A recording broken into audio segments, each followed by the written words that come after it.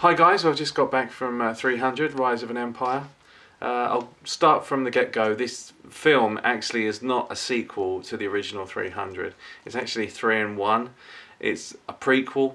It runs alongside the same time as the original movie, and then at the end it continues on where the original movie finished. I have to say, I'm a big fan of the original 300. I know it's campy, I know there's some, it's a little bit silly in places, but I love the action in that film. I thought it was visually stunning, and even though they hammed it up, the acting was great. Gerard Butler he's not surpassed that role, and he is definitely fantastic in the 300 movie. And for most of his movies, Zack Snyder has really delivered for me. I've enjoyed most of his films. This one, unfortunately, the sequel is just lightning hasn't struck twice, I'm afraid. This one, it tries to emulate the first movie, and it has that same visual style. There are positives to be taken from it, don't get me wrong. But there are certain things in it that do make the movie dragged, for me anyway, and I found it overall a little bit disappointing. I'll go through my problems with it first, when I will point out some of the positives that I did find in the film. My issues with the film really are that because most of it is running alongside the same time as the original movie 300, it has to keep referencing to that movie all the way through it. It has to keep explaining to the viewer, and I think it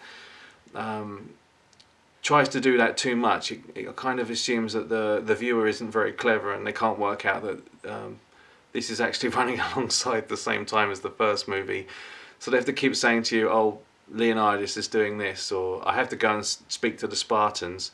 I have to, oh, the Persians are battling with the 300 right now. And constantly that is being explained throughout the film, which kind of doesn't allow any scope for a brand new story to be developed. That's one of the problems I had with this sequel. It has a very disjointed story, and there's not that much really for the new heroes in this film to do, or what they're about, or should you even or explain really why you should care about them. With Leonidas in the first movie, you knew that he was the king, he was protecting his people, and he cared about his wife, and he cared about his child, and they all cared about their people, and you knew who the Spartans were, and what they were fighting for. In this one, it's not actually about the Spartans. It's about Athena or the Athenians, and Themistocles, I think was his name, and that was played by Sullivan Stapleton. And he really doesn't. Sullivan Stapleton, he does his best, but hasn't really got the screen presence to carry off the main character for me. And I found him, and I found the other people that were around him rather bland, uninteresting, and I didn't really get behind what they were about. Talking of screen presence, by far the best character in the movie is played by Eva Green, and I think that's actually down to her performance, not necessarily what's being given to her in the script. She's really made that character her own.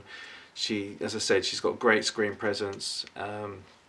She puts her heart and soul into the film, and she carries off the villain role really well. She's got a great, a good backstory. Don't want to go over the top here. She's got a good backstory, and I actually found she was so much more interesting than anything else that was in the film. I ended up sort of rooting for her character at the end. So when you've got there a villain, really, that you care more about than the heroes, the fact that Xerxes is in it for a sort of short while, and he's fairly interesting as well. He's a pretty cool character.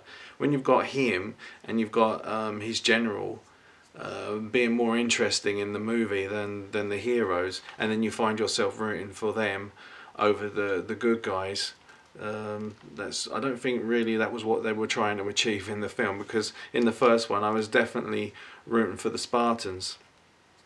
Don't get me wrong, I mean, they try and put a little bit of depth into Sullivan Stapleton's character. I mean, but his main drive in the film, he just keeps going on about, I care about Greece, I love Greece, I don't have a family, my family is Greece, I love Greece. And he says that, and he makes these statements in passing, and I just wasn't getting behind it at all. I'm sorry, unfortunately. Another cool thing though is the action scenes, the fighting scenes. Yes, it's been done 1,000 times before with the slow motion and the blood, you know, being sprayed across the screen in slow motion.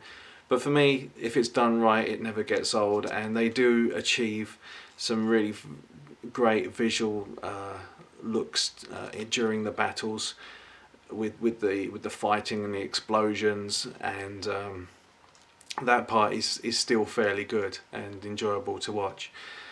You'll just find yourself when either Green's not on screen or when there's no battles, you might not find it. You might really enjoy the film. Me personally, I found when those things weren't on screen, I was actually yawning during this film, which was not good for me anyway. So overall, a little bit disappointing. There are things to enjoy about it. You will enjoy the battles, I think, and the ship battles. They're quite cool as well. It does look great on the sea with the ships, you know, fighting against each other, and the sword fights. So my rating for this film, I've been going back and forth on what rating I should give it. I was going to give it 2.5, but for the fact that Eva Green is a really good character in this, and the fight scenes are really well done, I'm going to give it 3 stars. But I'm still, you know, if I was scoring the original 300 now, I would have given that 4.5. This one is 3, but it's a very weak 3-star movie for me.